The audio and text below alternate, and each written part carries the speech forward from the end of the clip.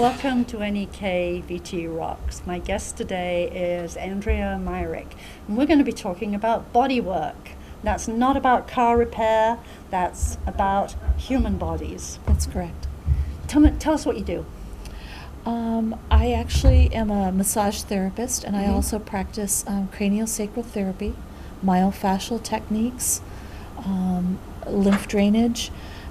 I dabble in reflexology, and I'm just very interested in how the body moves and helping people to support their overall well-being and health. And so, How does working on somebody's body support their well-being and health? well, if you're in your neutral posture, you're able to be more efficient in how you use your muscles. Mhm. But not only that, you're going to be able to diaphragmatically breathe. You're going to be able to move the lymph system better, the circulation. Your digestion will work better. You'll be able to process stress better. So it's very important to have that overall sense of who you are and how you move. Mhm. Do you think most of us have messed up our posture, balance, bodies? We live. You live. So what you do for recreation or what you do for your occupation, there's always that potential for, I call it creating different movement patterns that might not support you in the most utmost being. And if, for example, if you, this time of year, everyone's out gardening. Yep. We are. So that we're weekend warriors. We're going out there weeding, we're carrying mulch, and reaching beyond our abilities to lift rocks, to do rock walls. Right. And we do it because our mindset is, I have to get this done, and I have a time frame that I have to get it done. It's not how I do it, it's not the process. Right. So the day or so later, you're like, oh my gosh, what did I do to this muscle, or what did I do Right. to that muscle? I can't shift my weight as well. So when you go back, you realize that, oh, last winter I was skiing and I fell down. I never really addressed that. So I had a certain kind of walk that I had Right. from that injury.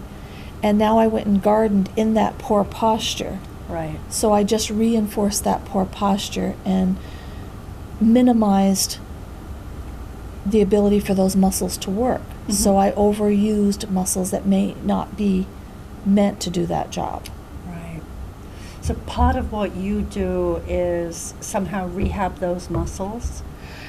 Yeah, help people to be more mindful of where they are in space and how they move, and what they can do to empower them to what they can do to address that. So if I feel that I've been doing a lot of overhead work and I'm overusing my neck, what can I do with my rib cage and my breathing and my posture to get myself down so that I'm not overusing my neck?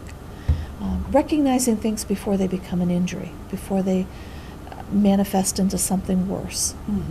So is most of your work with people hands-on, or are you doing a lot of pointing out what the individual is doing to themselves? It's all based on the individual. When the person comes in the door, we talk about what's been happening with them, stress-wise, nutrition-wise. I don't do nutrition counseling, but I do have resources that I can refer people to. And I guess a lot of what I do is helping educate people on what things they can change or modify or incorporate into their everyday being. People think, for example, meditation. Oh my gosh, I don't have 20 minutes to sit and meditate. When meditation can be as simply as when you go to open the door to go into a new space, take a breath. Or when you answer the phone, take a breath. Before you pick up the phone. Before you pick up the phone.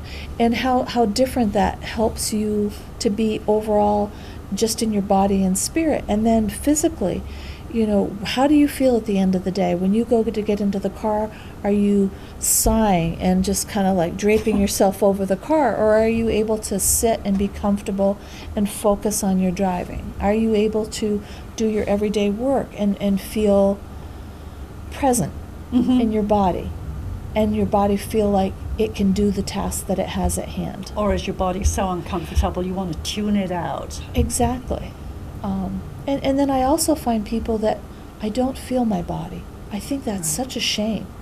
You know, they have no awareness of where they are in space, or if they have good movement patterns. Right. They just exist.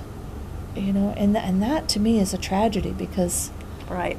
Because movement's fun. Movement's fun. Movement expresses who you are and where you are in life, and just it creates opportunities for you.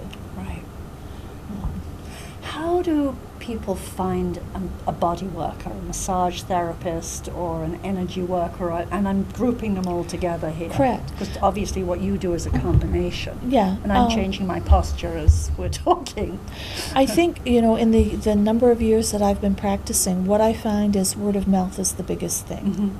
You know, people talk to their friends, they talk to their family members, they mention, you know, this isn't working well, I'm not sleeping well, I'm not able to do the things that I usually do, that I enjoy. And someone will say, well, have you tried this? Have you tried that?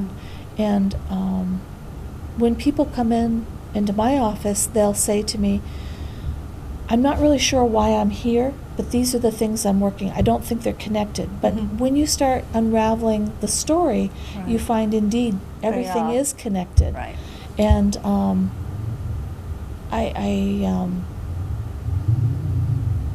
had a woman the other day come in, and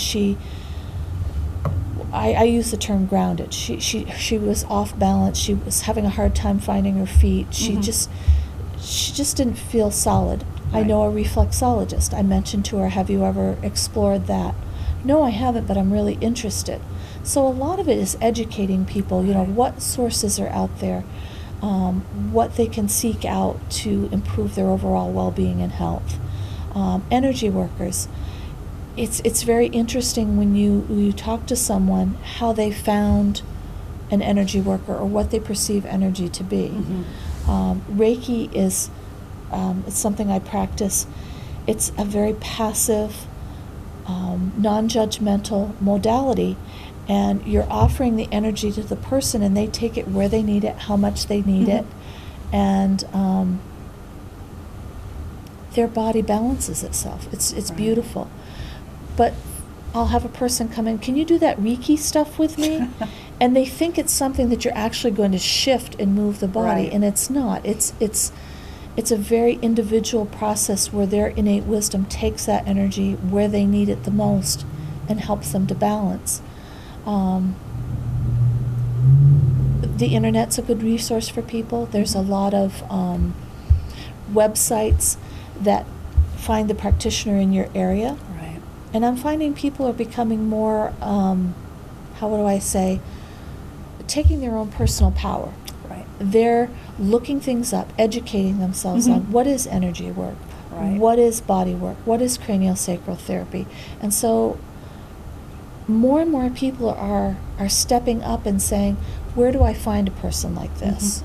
And using the internet and word of mouth to best seek out those services. This is the Northeast Kingdom, and we don't have a lot of spare money around here. How is bodywork accessible for those who don't have much money? It depends on the practitioner. Sometimes there's a barter system that can occur. Sometimes people have sliding scale fees. But the interesting part is, what I find is people are saying, I have this deductible that I have to pay. And I'd rather invest it in this because it speaks to me, and I can set up an appointment, follow up, and then the practitioner can help them, guide them to where the best resource would be to proceed from here. I presume insurance doesn't cover you, or not very often. No. Occasionally, in a workers' comp case or an automobile accident, health savings accounts. A lot of people use that as a resource, or flexible accounts. They'll allocate that money. It's taken out of your paycheck before taxes are taken out, and so that's kind of like a little nest egg that people will Right. use and draw from. One of the interesting things about body work is we're a touch-deprived culture. Yeah, Good I'd touch. say that. And body work's a really important way of getting that. Do you ever give workshops where you teach people to work on each other in a very gentle, supportive way? Yeah. In the past, I've done massage for couples, Yeah. which is very, very rewarding. Yeah. I was blown away. I had 11 couples participate. Wow. I know, from all walks of life. Yeah. But it was very rewarding because I would go around and they would be working with their partner, Mhm. whether it be a friend or a spouse or a partner, and it was, they just didn't know how to approach it. You know, my husband's neck hurts, and I try, but I feel like I'm using too much pressure or not enough. And he you know, whines when I touch him, right? well, yeah, and so Yeah. in doing so, you encourage people to explore that. Right. What feels right to you? Mhm. Be more aware of when you touch somebody. How does their body respond to your touch? Just affirming to them that what they're doing is right. Right. Because 9 times out of 10, they are doing the right Right. thing. They just don't, they need a little bit more assist. Reiki is also a self-help class that I Mhm. teach. And that's very rewarding because it's learning the history and the background of Reiki and the principles. But it's learning Reiki for yourself and Mhm. Reiki for family members. And so that's been a really good resource for people that they use. Say their partner or spouse is undergoing cancer treatments and they're Right. not tolerating the medication well. Reiki's a wonderful modality Mhm. that's very gentle, non-invasive, Right. that can help soften the pain And help the chemo move through. and help the chemo move through. Meditation is another Yeah. program that within the community people are teaching. And you're myself teaching that, right? Yes. And so I do more of an exploration of all the different types Yeah. of meditation, using music, using art, using breath work, just to help people explore. There's all different avenues that they may not be aware Mhm. that they could access. The Wellness Center, Mhm. Freedom Physical Therapy. Right. There are other resources, Inspired Yoga. Mhm. They're all offering courses to help people be more aware of their body and how to support in all different avenues of their And well-being. it all comes together. It all comes together. And you know, going back to the finances, it's just people when people experience it, they find the benefit of it, Mhm. and they may not need another thing that they've been seeking out as much because that Right. body work or meditation or chiropractic care or nutrition care Mhm.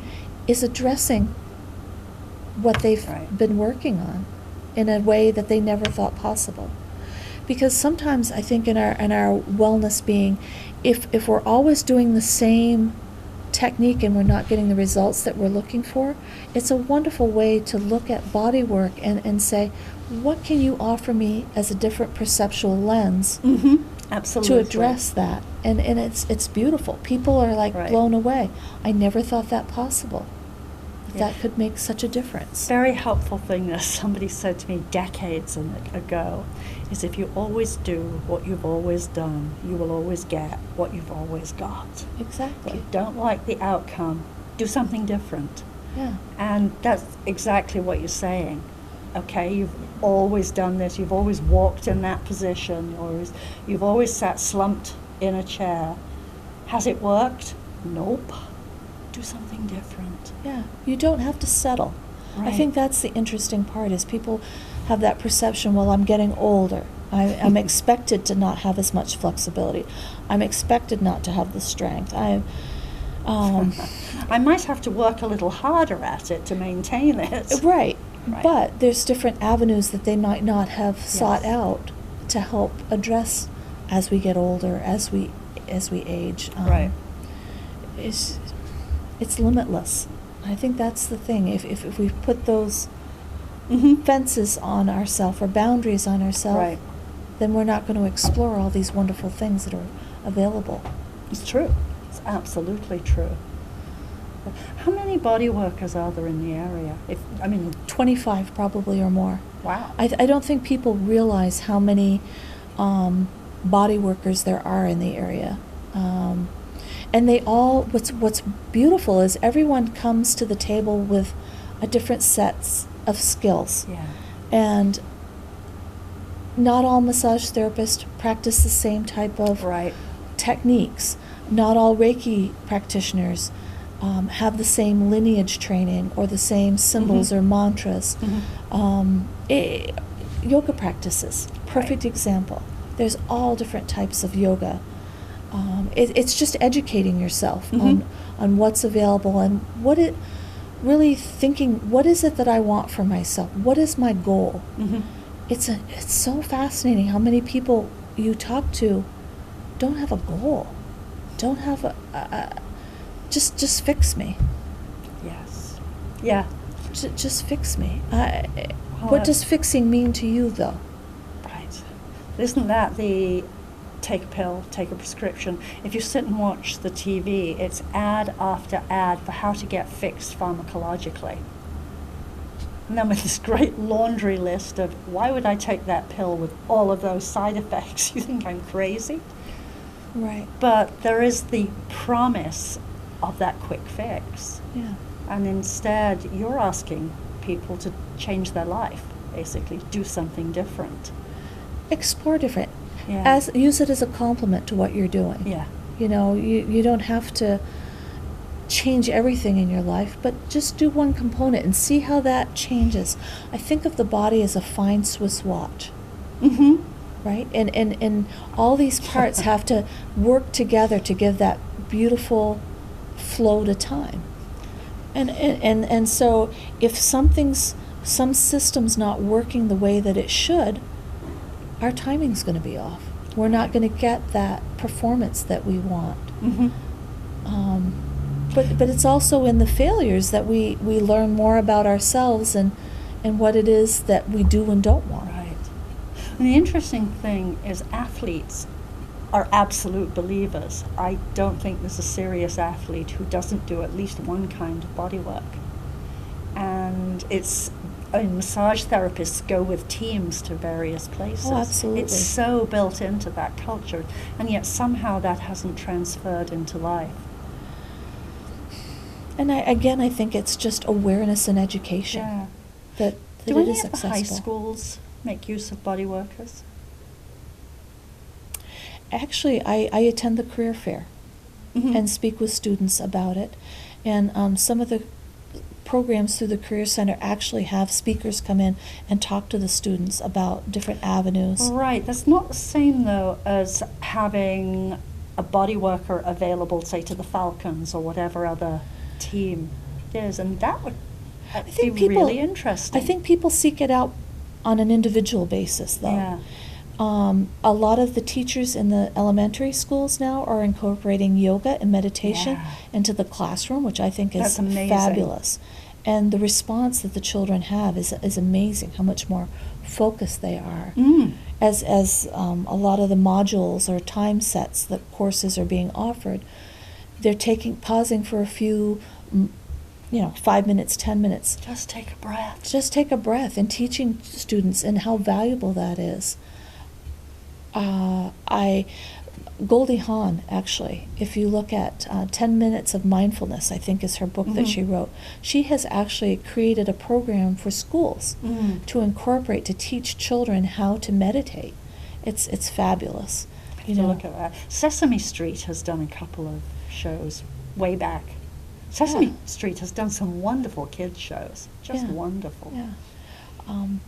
I think it's amazing. One of the craniosacral therapists actually created a book. I apologize, I don't remember the name of it, but it's all about mindfulness and good touch. It goes back to, if someone bumps and scrapes their knees, kissing their boo-boo kind of thing. But it's just a very gentle holding a space for them, and just how that compassion and kindness you're seeing more books written Yes. about that and incorporated through libraries into the reading programs for the children. I think it's really important. Yeah. Kids are going home and telling their parents, I did this at school today. Try this. So it's, parents are becoming aware from that level as well. And learning a language that's a little different from the one they've used. I know there have been some collisions between some religions and yoga, even when it's been incorporated in school, but there have been ways around that as, quote, the language has changed. Correct. That really it isn't about teaching woo-woo, it's about learning to focus. It is. And actually, I presented a course, a workshop a number of years ago. And one of the participants thought I was recruiting for a cult, offering Reiki. The cult of life? Well, Reiki. But again, it's about understanding what Reiki is. Right. It's not a doctrine as religion is. It's actually a spiritual practice, a mindfulness, almost a it's working with the subtle energies, learning about your body and how your body functions. Mm-hmm. So it's not a religion. Right. And she really took to heart a lot of the written stories about Reiki. Well, what about this? What about that? Mm-hmm. And how I explained it to her was, we're all opening a book and reading it. We're all taking different things from the book, Right. and whether it speaks to us or it doesn't speak to us. Mm-hmm. And so I referred her to her pastor or her priest, and explained to her, if religion speaks more to you on that spiritual side, Mm-hmm. this might be something you want to explore, and I may not be the teacher for you. And it's not to say that I don't practice religion. I do, but that's a different part of my overall well-being. Right. And how you've integrated it in yourself is anyone's guess, but you Yeah. know you have, because whatever we learn, somehow we absorb, and it comes back in a different form. Exactly. It's like mixing spices and food. Exactly. I mean, you might find a certain food choice to be the end of all, to help you nourish yourself and feel more refreshed and vitalized. Mm-hmm. And the other person's like, oh my gosh, I eat Right. that and it makes my stomach. So Exactly. just like that physical part, your spiritual part, you have to find what supports you energetically. Right. And whether it be your body, your mind, or your spirit, you Mhm. have to find what helps you the best. And it's talking to different people in the community. It's learning what practitioners might be available, what resources, what classes. Experience them. Right. Do the 25 of you who are in the area ever organize a way of coming together so that people outside can have an easy introduction into learning what's available? I think that's in the works. We've dabbled Good. in it and tried to incorporate, who the massage therapists or bodywork practitioners or energy workers Mhm. in the area, and try to make people aware of all the different services that are available. And the Right. workshops that... And the workshops, Yeah. exactly. That would be really easy to do in a Facebook group.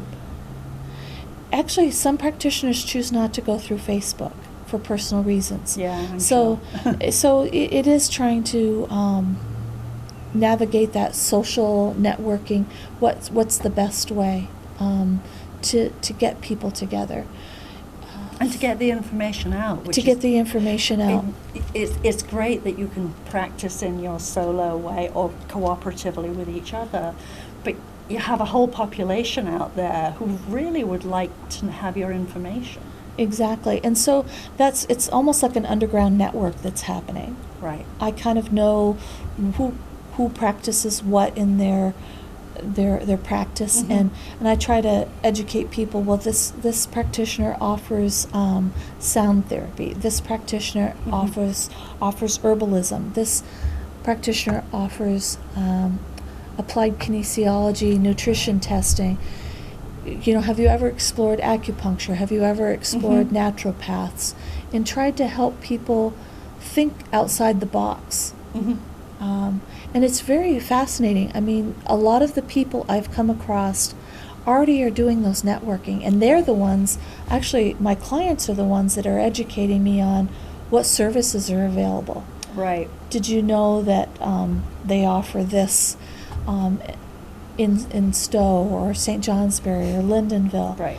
And so then I research it a little more and find out, find the match to people. Have one central place to go get this information. It is, and it's just finding the ability to do that, and the resource to offer all that information up. What would be the best avenue to offer that? I know in other communities, in their local newspaper, they actually have a practitioner of the week and list all the different practitioners they advertise. And then they'll honor one of the practitioners for the week and kind of give a little bio of what they do and what their availability is, and what their education is. That would be really nice. And that would be doable. It would require one of you to write it and walk it out with the Newport Daily. Yes. Yeah. Or the Chronicle or whatever, Caledonia Record or whatever. All of them, actually. Yeah. But I think you'd be pleasantly surprised. In the Northeast Kingdom, people are very open to, for the most part, complementary therapies, massage therapy. It's getting to be fewer and fewer people who haven't experienced some form of... Right. And I know that a lot of the allopathic physicians up here are interested, partly because a lot of them are athletes and they've experienced it for themselves. Correct. And then it's really easy to say, go have some body work. Mm-hmm. See what else you can do. What else can you do that will help you heal yourself? You want to ski again? Add another modality. Right. It really is. It's an effective way of communication. And as you said at the beginning, it's the word of mouth. Just making people aware of what's available. Right. It's How do limitless. people reach you if they want to? I actually phone call. It's simple. Oh, how old-fashioned! I know. I'm kind of embarrassed, but yes, I find that's the easiest method. So at the end of this show, your name obviously will be up there, and we can put any links in there. Are you willing to have your phone number put in there? That's fine. Yes. Yeah. And that you would be then a resource for other exactly. people. And I kind of like that role as being a resource. Yeah. It's an important role. I think it is, because like you said, how to get the word out to the community effectively. Who's available for nutrition and for chiropractic care and massage therapist, who specializes in deep tissue massage, who does shiatsu, who does reflexology, who does Reiki, who does chakra balancing, who does behavioral medicine, all those things that people, what is that? Yeah. And any of those is an entryway into it all. Right. It's a portal. That's exactly right. Yeah. Yes. Good use of the word. Yeah. Yeah. I mean, as we've looked at allopathic medicine, it's really easy to say you go to this person for this person for that, but it's still an entryway into a medical system, a medical industrial complex. For better or worse, it's what we have. Yeah. But if somebody saw you, then that's a way into, say, chiropractic, which is not what you do. Exactly. Or into nutrition, which again is not what you do. Right. Or if someone came into my office and I looked at them and I said, you really need to go for physical therapy. That's not my role. Right. You need to, that we have some amazing practices within the community that they can seek out services, and explaining what the role of physical therapy is versus alternative therapy, what they both can offer and complement one another. Right. In the last minute that we have, another piece that you bring into this that we haven't mentioned yet is that you teach water aerobics, which is a way of being in contact with your body, working it out in a very warm and supportive environment. Well, that program has kind of evolved for me. It's not even aerobic class. I describe it as posture, flexibility, and body awareness. Huh. So what's interesting is a lot of people come in with the concept, well, if I don't break a sweat, then I'm not going to get the benefit out of it. The feedback that I've been receiving, which is very positive, they're becoming more aware of how their body moves. For example, if you do a series of arm exercises, are you feeling your neck being involved, or are you feeling it more down in your shoulder blade area, in your rib area? Are you feeling your core engaged? It's amazing how many people, when you use the term getting your abdominal muscles activated, getting diaphragmatic breathing, they have no clue. Even for myself, it was a lot to try to learn on myself, to find my own core, to find out how to activate it. And the pool is such a gentle environment where you can use the resistance and the buoyancy just to incorporate and become so much more aware and more fluid. And this is a chlorine-free pool, right? That's correct. Yeah.